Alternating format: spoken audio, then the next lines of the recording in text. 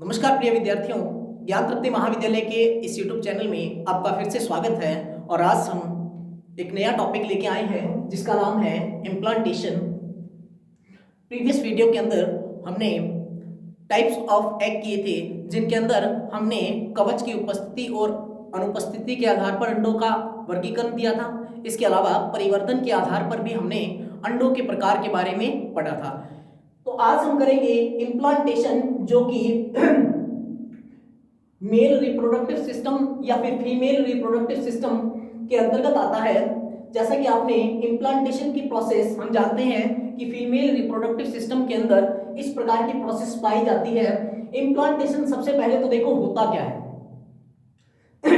Implantation होता है जो एक जाइगोट होता है उसका भ्रूण के यानी जाइगोट का मां के गर्भाशय के साथ अटैचमेंट होने की प्रक्रिया को हम क्या कहते हैं, इम्प्लांटेशन कहते हैं। तो इसकी डेफिनेशन सबसे पहले हम देखते हैं कि इम्प्लांटेशन होता क्या है। देखो,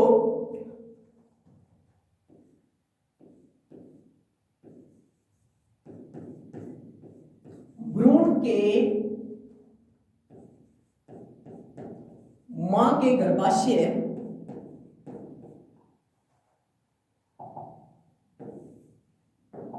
भ्रूण के मां के गर्भाशय के लगने वाले भाग के नजदीक आने भ्रूण के मां के गर्भाशय के लगने वाले भाग के नजदीक आने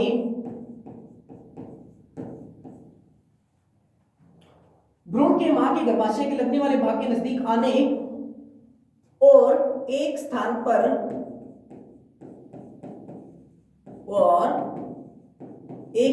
पर लग जाने की प्रक्रिया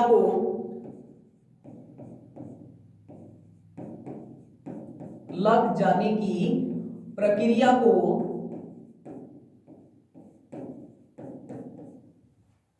इम्प्लांटेशन कहा जाता है।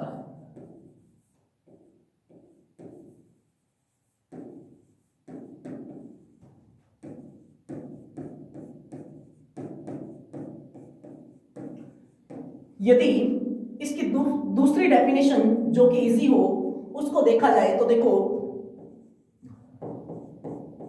भ्रूण का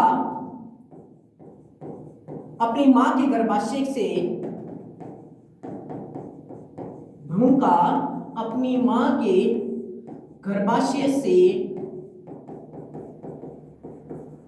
अटैचमेंट होने की प्रक्रिया को इम्प्लांटेशन कहा जाता है।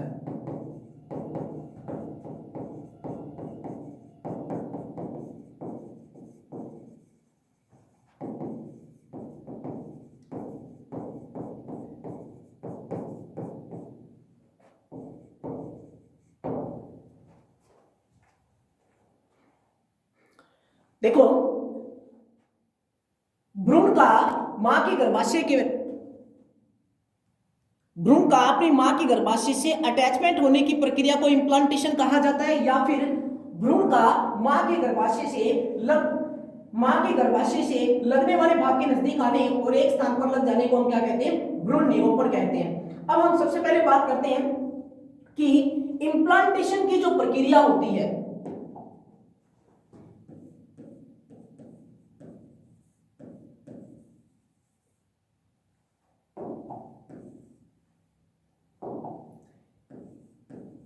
इम्प्लांटेशन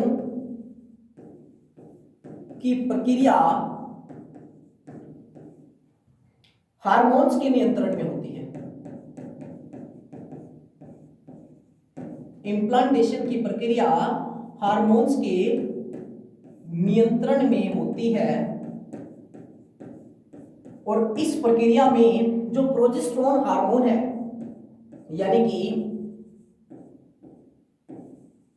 इम्प्लांटेशन की प्रोसेस में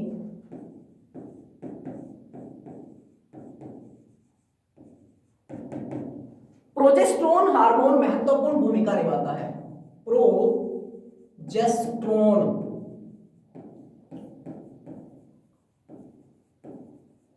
हार्मोन महत्वपूर्ण भूमिका निभाता है। देखो, हमने बात की कि जो इम्प्लांटेशन होता है वो क्या होता है। हमने कह दिया कि भ्रूण का अपनी मां के गर्भाशय के नजदीक लग जाने की प्रक्रिया को हम कहते हैं इम्प्लांटेशन या रोपण कहते हैं इसको।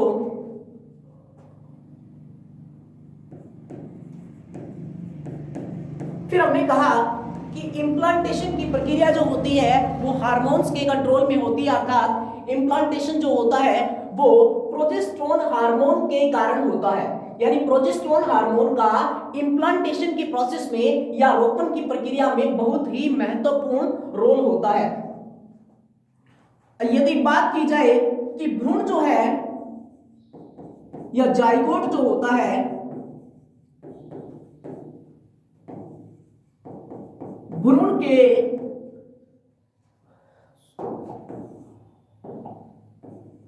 मां के गर्भाशय के अंदर, यूटेरस जिसे बोलते हैं हम, गर्भाशय के अंदर कितनी दूर तक प्रविष्ट होता है। यानी एक जाइगोट है जो अपनी मां के गर्भाशय के अंदर कितनी दूरी तक प्रविष्ट होता है।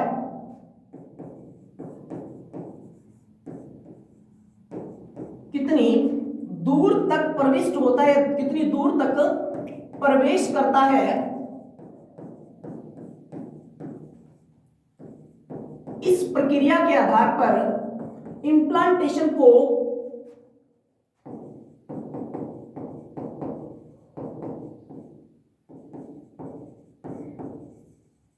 इम्प्लांटेशन कई प्रकार का होता है।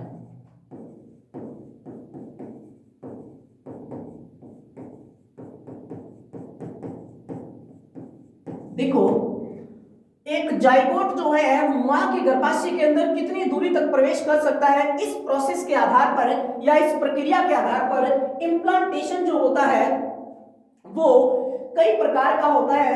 अगर मैं बात करूं कि जो स्तनधारी प्राणी होते हैं,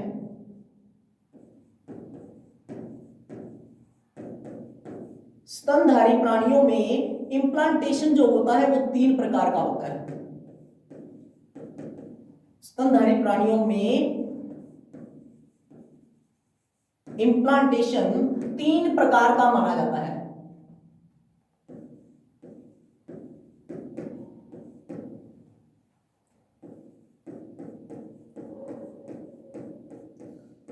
सबसे पहला देखो, सबसे पहला जो इम्प्लांटेशन होता है वो होता है सतही इम्प्लांटेशन, सतही निरोपण कहते हैं इसको, मध्य निरोपण भी कहा जाता है। सतही निरोपण या मध्य निरोपण। अभी हम 1 बाय 1 के बारे में बात करेंगे। दूसरा होता है अकेंद्रीय निरोपण, अकेंद्रीय निरोपण। तीसरा जो होता है वो होता है महत्वपूर्ण इंटरस्टिशियल या अंतराली निरोपण।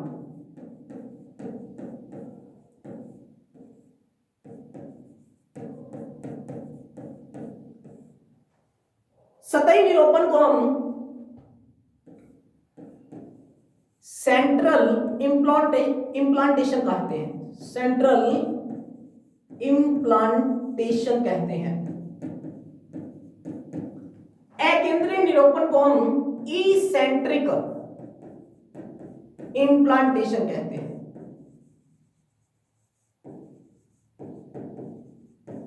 जो अंतराली निरोपण होता है इसे हम कहते हैं इन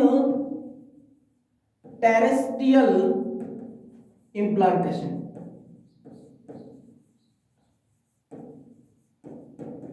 तो आपने 3 प्रकार के निरोपण की प्रक्रिया को देखा, जिसके अंदर सबसे पहले की हम बात करते हैं, यानी स्तनधारी प्राणियों में इम्प्लांटेशन जो होता है वो 3 प्रकार का होता है, सतही निरोपण, अकेंद्रीय निरोपण और अंतराली निरोपण। देखो, सबसे पहले हम बात करते हैं सतही निरोपण, या हम बात करेंगे सबसे पहले सेंट्रल इम्प्लांटेशन की।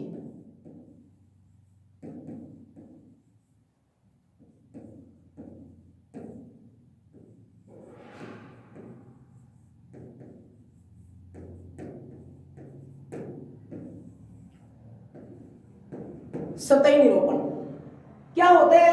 सतही निरूपण इस प्रकार के इम्प्लांटेशन में कोरियोनिक सैक वृद्धि कर गर्भाशय गुहा की क्या आती है? संपर्क में आती है। यानी कि इस प्रकार के इम्प्लांटेशन में कोरियोनिक सैक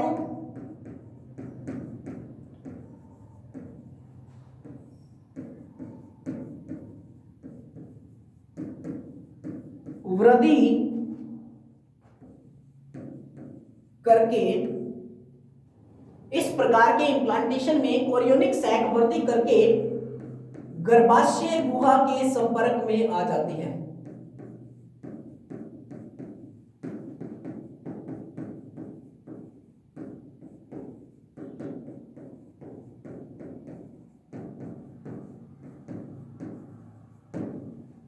इसका उदाहरण देखो, बंदर और जो कुत्ता होता है, एग्जाम्पल बंदर और कुत्ते के अंदर इस प्रकार का इम्प्लांटेशन पाया जाता है। यदि हम बात करें कि इस प्रकार के इम्प्लांटेशन की, तो देखो इस तरह का जो इम्प्लांटेशन होता है वो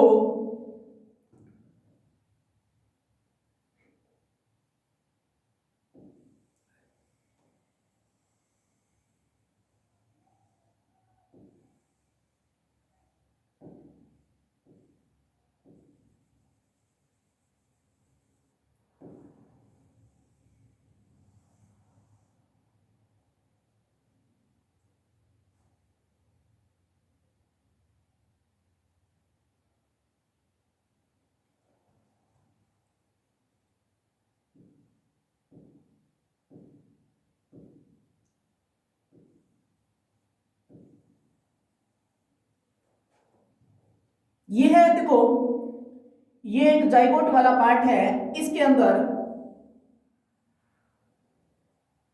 ये जो आपको दिखाई दे रहा है ये है कोरियोनिक सैक।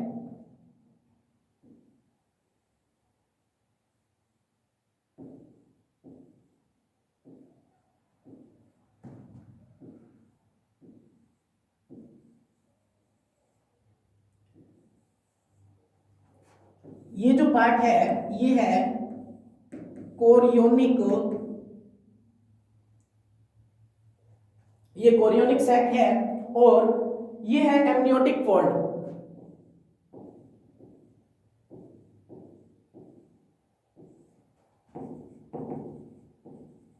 Amniotic fold. और ये वाला जो पार्ट है ये है यूटेरस वाला पार्ट। तो इस प्रकार का इम्प्लांटेशन जो है वो हमें किस में देखने को मिलता है? इस प्रकार का जो इम्प्लांटेशन होता है वो हमें देखने को मिलता है कुत्ते और बंदर के अंदर, जिसके अंदर ये मिड वाली जो कैविटी आपको दिखाई दे रही है ये है यूटेरस कैविटी, ये है यूटेरस कैविटी। अर्थात देखो ये है एमनियोटिक फोल्ड, इसको हमने कहा ऊपर वाले को यूटेरस। ये जो है ये एक प्रकार का जाइगोट है। मान लो ये जाइगोट जो है ये इस फोल्ड के टच में, ये जो एमनियोटिक फोल्ड जो आपने ये एमनियोटिक फोल्ड बनाया है इसके पास में देखो ये लाइनें जो इस तरीके से इंडिकेट हो रही हैं, ये वाली, इनको बोला जाता है कोरियोनिक सैक। ये कोरियोनिक सैक जो है देखो इस प्रकार के इम्प्लांटेशन में कोरियोनिक सैक यानी ये जो चीजें हैं ये वृद्धि करके गर्भाशय गुहा के संपर्क में आ जाती हैं। यानी कि जो कोरियोनिक सैक है वो वृद्धि करके गर्भाशय गुहा के संपर्क में, गर्भाशय वाला पार्ट अपर पार्ट ये जो आपको दिखाई दे रहा है ये है अपर पार्ट जो कि यूटेरस का पार्ट है, इसके संपर्क में, यानी कि इस तरीके से ये जो दो आपको लाइनें दिखाई दे रही हैं जिसको हमने यूटेरस कैविटी कहा है, ये इनके मिड पार्ट के अंदर किस प्रकार से इसका अटैचमेंट है इस आधार पर हम इम्प्लांटेशन के टाइप्स को पढ़ रहे हैं। तो ये जो है ये बिल्कुल मिड पार्ट में है, जिस कारण इसको क्या कहा जाता है? Central implantation. यानी कि हम ये कह सकते हैं सेंट्रल इम्प्लांटेशन क्या होता है, मध्य या सतही निरूपण क्या होता है? इस प्रकार के निरूपण में जो जाइगोट होता है वो वृद्धि करके मां की गर्भाशय गुहा के संपर्क में आ जाता है। सिंपल सी लैंग्वेज में हम ये कहें तो हम ये कहेंगे इस प्रकार के इम्प्लांटेशन में जो जाइगोट होता है वो वृद्धि करके ऊपर की तरफ वृद्धि करता है और ये जो यूटेरस वाला पार्ट उभरा हुआ दिखाई दे रहा है इसके संपर्क में आने लगता है, और अर्थात ये जो फोल्ड दिखाई दे रहे हैं आपको, ये कोरियोनिक सैक जो है ये आउटग्रोथ कर रही है, जिस कारण ये इसके संपर्क में आ गया, इन दोनों लाइनों के बीच मिड पार्ट में आ गया। ठीक है, दूसरे की बात करते हैं हम। दूसरा जो है हमारा वो है अकेंद्रीय निरूपण या इसेंट्रिक इम्प्लांटेशन।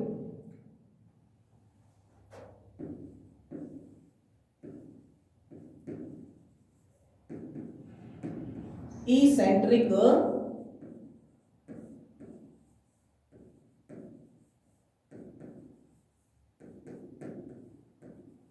इम्प्लांटेशन, इस प्रकार के इम्प्लांटेशन में इंपॉर्टेंट क्वेश्चन है, पूछा जाता है कि इम्प्लांटेशन किसे कहा जाता है और इम्प्लांटेशन के टाइप्स के बारे में समझाइए। तो इस प्रकार के इम्प्लांटेशन में कोरियोनिक सैक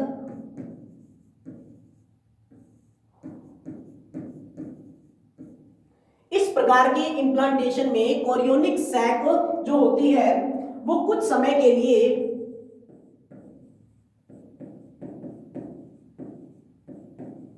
ऐसे फोल्ड में रहती है,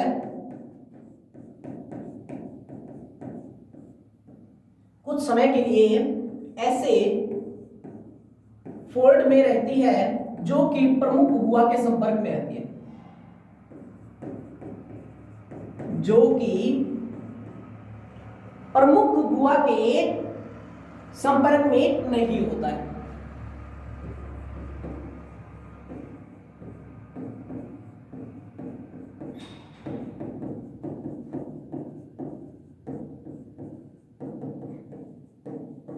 लैंग्वेज थोड़ी इसमें टफ है, लेकिन जब आप डायग्राम बनाते हो तो हमें जो है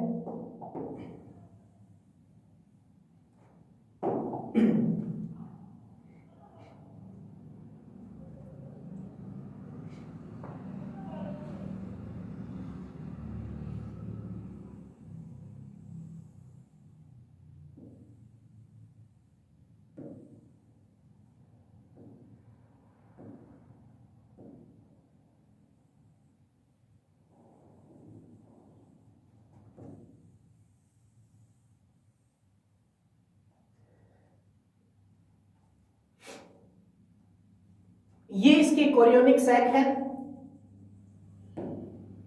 और यहां पे जो हम नीचे की तरफ बना रहे हैं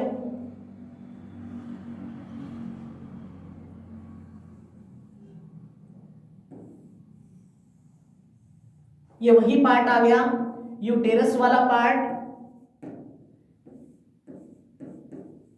यूटेरस कैविटी वाला पार्ट। ये जो है ये है एमनियोटिक फोल्ड,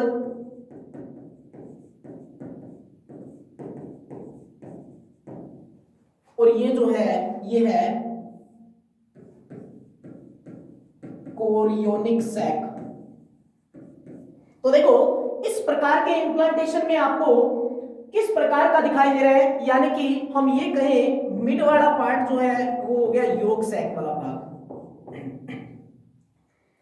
इस प्रकार के इम्प्लांटेशन में कोरियोनिक सैक कुछ समय के लिए ऐसे फोल्ड में रहती है जो कि प्रमुख गुहा के संपर्क में नहीं होती। देखो ये आपको डायग्राम दिखाई दे रहा है, इसके अंदर देखो आपको ये जो कैविटी है, यानी यहां पे ये जो है नीचे वाला जो पार्ट है ये इस लाइन के टच में नहीं है। ये जो लाइन आपको दिखाई दे रही है, यानी जिसको हम कोरियोनिक सैक कह रहे हैं, ये कोरियोनिक सैक के फोल्ड मतलब टच में नहीं है, नीचे की तरफ है, जहां पे किसका फॉर्मेशन हो रहा है, योग सैक का फॉर्मेशन हो रहा है। तो हमने बात की कि इस प्रकार के इम्प्लांटेशन में कोरियोनिक सैक कुछ समय के लिए ऐसे फोल्ड में रहती है जो कि प्रमुख गुहा के संपर्क में नहीं होती। यहाँ पे किसी भी प्रकार का इससे संपर्क नहीं है, इसका इस कोरियोनिक सैक का इससे किसी भी प्रकार से संपर्क नहीं होता। थर्ड देखो, सॉरी, इसका जो एग्जांपल होता है वो है चूहे और गिलहरी के अंदर। यदि जो हमने सतही निरूपण पढ़ा, सतही निरूपण किसमें पाया जाता है? बंदर और कुत्ते के अंदर, जबकि चूहे के अंदर और गिलहरी में किस प्रकार का इंप्लांटेशन पाया जाता है? चूहे और गिलहरी में इसेंट्रिक या अकेंद्रीय प्रकार का इंप्लांटेशन पाया जाता है। अब थर्ड पढ़ते हैं हम अंतराली निरूपण, जो कि स्तनधारी प्राणियों में पाया जाता है। देखो, अंतराली निरूपण, इस प्रकार के निरूपण की प्रक्रिया में कोरियोनिक सैक वृद्धि करके गर्भाशय के अंदर प्रवेश कर जाता है। यानी कोरियोनिक सैक गर्भाशय गुहा में अंदर प्रवेश कर जाता है। जैसे कि मान लो थर्ड जो हमारा होगा वो होगा इंटेरिस्टियल।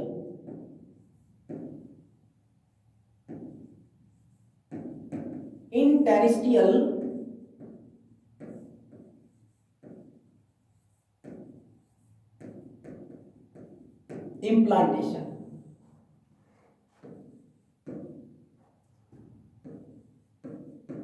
क्या होता है? देखो, इस प्रकार के इंप्लांटेशन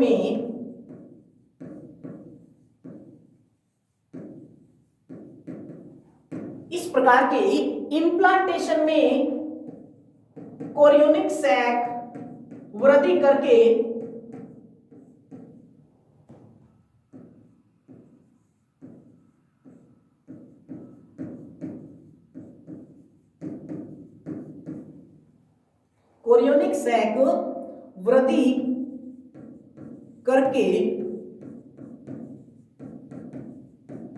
गर्भाशय में प्रवेश कर जाती है।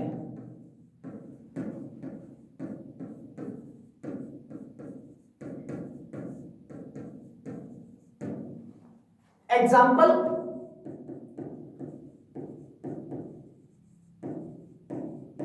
अधिकतर जो मैमल्स हैं या चूहा, गिनीपिग, सॉरी चूहे के हमने एग्जाम्पल पिछले बात किया, अधिकतर मनुष्यों में, सुअर में, चमगादड़ में और गिनीपिग में।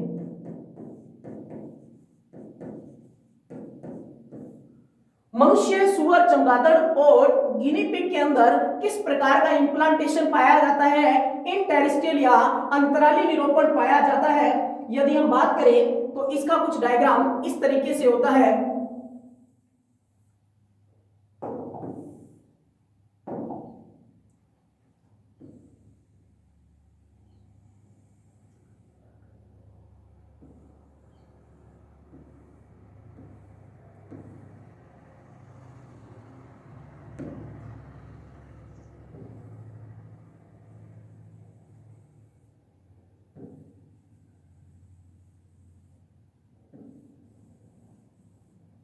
ये आपका यूटेरस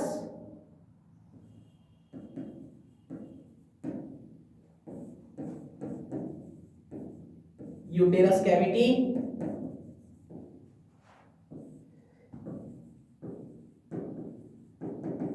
कोरियोनिक सैक, और ये जो मिड वाला पार्ट आ गया आपका, इसमें एम्ब्रियो वाला पार्ट, यानी यहां पे इसमें एम्ब्रियो वाला पार्ट। देखो, ये था तीसरा टाइप, जो कि इंटेरिस्टियल इंप्लांटेशन, यानी इस प्रकार के इंप्लांटेशन में कोरियोनिक सैक वृद्धि करके गर्भाशय गुहा के अंदर प्रवेश कर जाता है। मनुष्य के अंदर, सुअर के अंदर, चमगादड़ में और गिनी पिग में इंटेरिस्टियल इंप्लांटेशन पाया जाता है। तो ये तो हमने बात की किसकी? इंप्लांटेशन की। आप देखो, इंप्लांटेशन यदि हम बात करें तो हमने किसे कहा इंप्लांटेशन? हमने कहा कि भ्रूण का अपने मां के गर्भाशय से अटैचमेंट होने की प्रोसेस को हम क्या कहते हैं? इंप्लांटेशन कहते हैं। या फिर भ्रूण का मां के गर्भाशय के लगने वाले भाग के नजदीक आने की प्रक्रिया को हम क्या कहते हैं? इंप्लांटेशन कहते हैं। इंप्लांटेशन की प्रक्रिया जो होती है वो किसके नियंत्रण में होती है? हार्मोन्स के नियंत्रण में होती है। और इसमें कौन सा हार्मोन महत्वपूर्ण भूमिका निभा रहा है? Progesterone hormone. स्तनधारी प्राणियों में, जो स्तनधारी प्राणी होते हैं उनमें इंप्लांटेशन के कितने टाइप्स होते हैं? 3। पहला सेंट्रल। इस प्रकार के इंप्लांटेशन में कोरियोनिक सैक जो होती है वृद्धि करके गर्भाशय गुहा के संपर्क में आ जाती है। हमने डायग्राम देखा कि जो गर्भाशय गुहा के संपर्क में आने से बंदर और कुत्ते के अंदर किस प्रकार का इम्प्लांटेशन पाया जाता है, सेंट्रल इम्प्लांटेशन। दूसरा हमने टाइप पढ़ा, दूसरे टाइप के अंदर हमने देखा इसेंट्रिक इम्प्लांटेशन। इस प्रकार के इम्प्लांटेशन में कोरियोनिक सैक जो होती है वो कुछ समय के लिए ऐसे फोल्ड में रहती है जो कि प्रमुख गुहा के संपर्क में नहीं होती है। तो इस प्रकार का इम्प्लांटेशन किसमें पाया जाता है, यहाँ पे चूहे और गिलहरी के अंदर इसेंट्रिक प्रकार का इम्प्लांटेशन पाया जाता है। जो थर्ड हमने किया वो है इंटेरिस्टियल इम्प्लांटेशन। इस प्रकार के इम्प्लांटेशन में जो कोरियोनिक सैक जो होती है वो वृद्धि करके किस में प्रवेश कर जाती है, गर्भाशय गुहा के अंदर प्रवेश कर जाती है। अधिकतर मनुष्य, सुअर, चमगादड़ और गिनी पिग के अंदर इंटेरिस्टियल इम्प्लांटेशन पाया जाता है, जिसके अंदर हमने जाइगोट जो है वो या फिर जो एम्ब्रियो है उसका निर्माण हमने यहाँ पे कर दिया है। ये यूटेरस वाला, अगर आप इसमें पार्ट बनाना चाहो तो और भी पार्ट बन जाएंगे। यूटेरस कैविटी, कोरियोनिक सैक और एम्ब्रियो वाला पार्ट। तो ये जो टाइप थे ये थे इम्प्लांटेशन के टाइप कि इम्प्लांटेशन होता क्या है और किस प्रकार से इम्प्लांटेशन जो होता है वो अपनी महत्वपूर्ण भूमिका निभाता है। अब देखो हम बात करते हैं role of hormone in implantation. Implantation के अंदर जो हार्मोन्स की भूमिका होती है वो किस प्रकार होती है। देखो, रोल ऑफ हार्मोन इन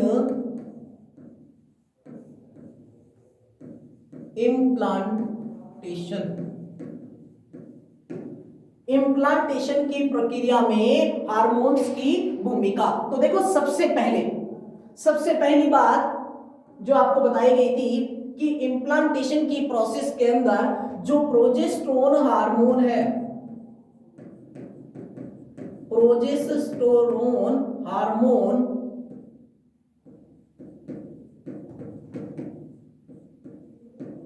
इस प्रोसेस में महत्वपूर्ण भूमिका निभाता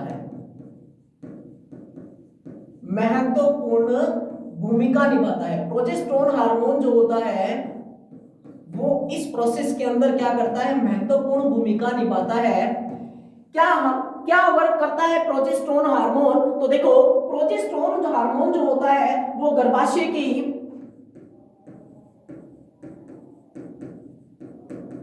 यह हार्मोन गर्भाशय की एंडोमेट्रियम स्तर कला को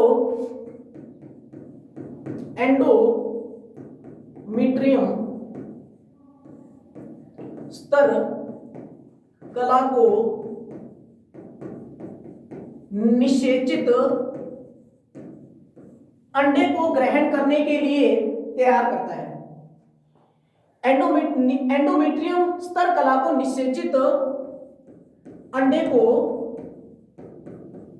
ग्रहण करने के लिए तैयार करता है।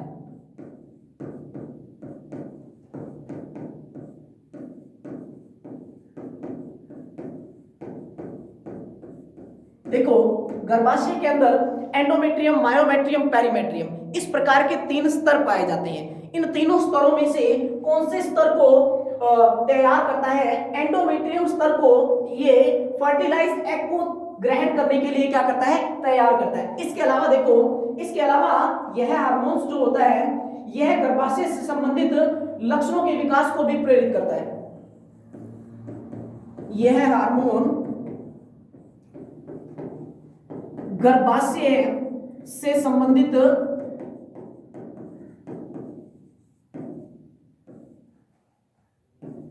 लक्षणों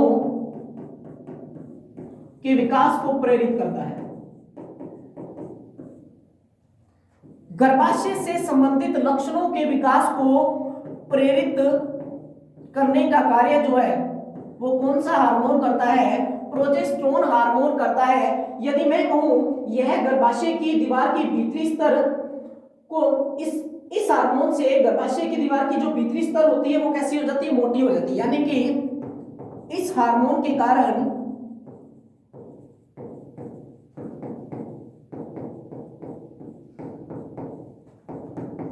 गर्भाशय का भीतरी स्तर जो होता है, इस हार्मोन के कारण गर्भाशय का जो भीतरी स्तर होता है वो काफी मोटा हो जाता है।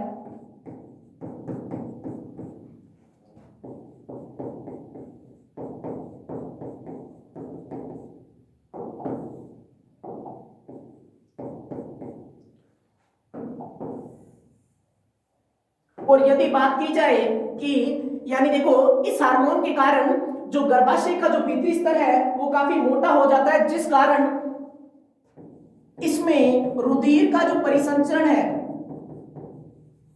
गर्भाशय का जो भीतरी स्तर है वो काफी मोटा होगा तो इससे रुधिर का परिसंचरण जो होता है वो बढ़ जाता है। रुधिर गर्भाशय का भीतरी स्तर मोटा होगा तो रुधिर का परिसंचरण भी क्या होगा, बढ़ जाएगा। इसकी कोशिकाओं में वसाओं और ग्लाइकोजन का जमाव होने लगता है। इसकी कोशिकाओं में वसा व ग्लाइकोजन का जमाव होने लगता है। वसा व ग्लाइकोजन का जमाव भी होने लगता है।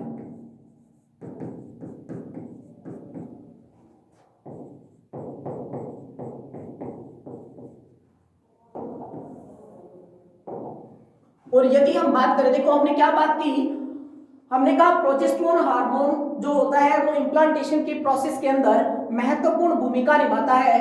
और इस प्रोसेस के अंदर होता क्या है, इस प्रोसेस के अंदर जो है ये जो हार्मोन है, यह हार्मोन हमारे जो गर्भाशय की एंडोमेट्रियम स्तर है उसको क्या करता है, फर्टिलाइज्ड एग को।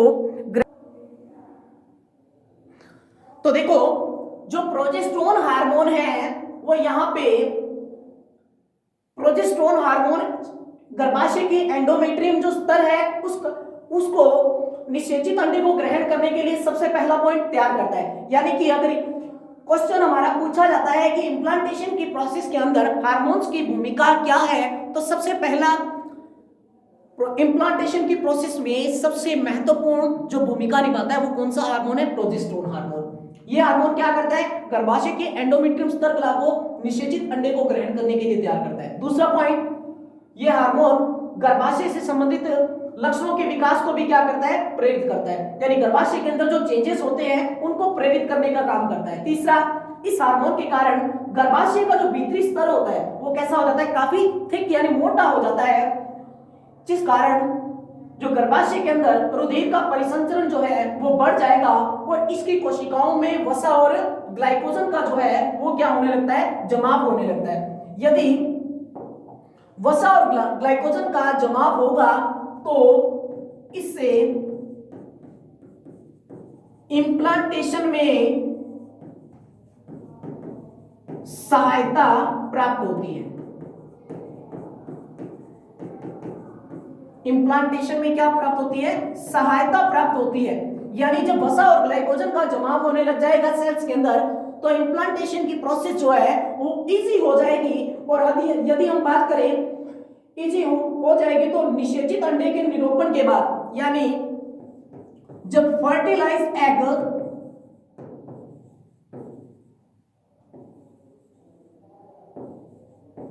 के निषेचित अंडे के या फर्टिलाइज एग के इम्प्लांटेशन के दौरान ही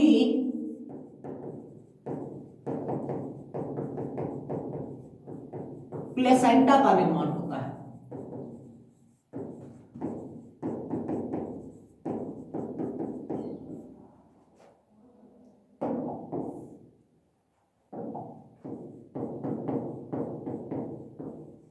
और फिर प्लेसेंटा जो है,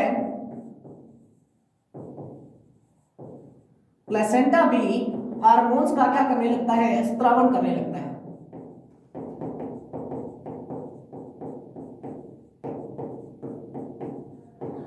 तो ये प्रोसेस है इम्प्लांटेशन में रोल ऑफ हार्मोन, यानी इस जो इम्प्लांटेशन की प्रोसेस के अंदर प्रोजेस्टेरोन हार्मोन जो है वो किस प्रकार से अपनी महत्वपूर्ण भूमिका निभाता है। तो देखो आज जो हमने किया एक बार फिर से देख लेते हैं। हमने इम्प्लांटेशन किया, इम्प्लांटेशन की डेफिनेशन की, फिर हमने बात की इम्प्लांटेशन की प्रोसेस में कौन सा हार्मोन महत्वपूर्ण भूमिका निभाता है, प्रोजेस्टेरोन हार्मोन। फिर हमने बात की इम्प्लांटेशन कितने प्रकार का होता है, 3 प्रकार का इम्प्लांटेशन है, जिसमें हमने सबसे पहला किया सेंट्रल इम्प्लांटेशन, जिसका डायग्राम ये है। सेंट्रल इम्प्लांटेशन में कोरियोनिक सैक जो है वो वृद्धि करके गर्भाशय गुहा के संपर्क में आ रही है। इस सेंट्रिक इम्प्लांटेशन में जो कोरियोनिक सैक है वो कुछ समय के लिए ऐसे फोल्ड में रहती है जो कि प्रमुख गुहा के संपर्क में नहीं होती है, जो चूहे और गिलहरी में है।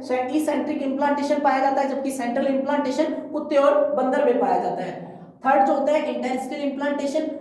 इंटेरिस्टियल इम्प्लांटेशन के अंदर मनुष्य, सुअर, चमगादड़ और गिनी पिग जो है वो सब इसी में आते हैं। इन सभी में इंटेरिस्टियल इम्प्लांटेशन पाया जाता है, जिसमें जो होता है कोरियोनिक सैक जो होती है वृद्धि करके गर्भाशय गुहा में प्रवेश कर जाती है, गर्भाशय में प्रवेश कर जाती है, जिस कारण इसे कहते हैं इंटेरिस्टियल इम्प्लांटेशन। इंटेरिस्टियल का मतलब अंदर की तरफ एंटर करना, अंतराली जिसको बोलते हैं।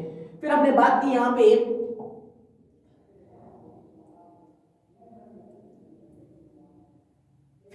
बात की role of hormone in implantation की।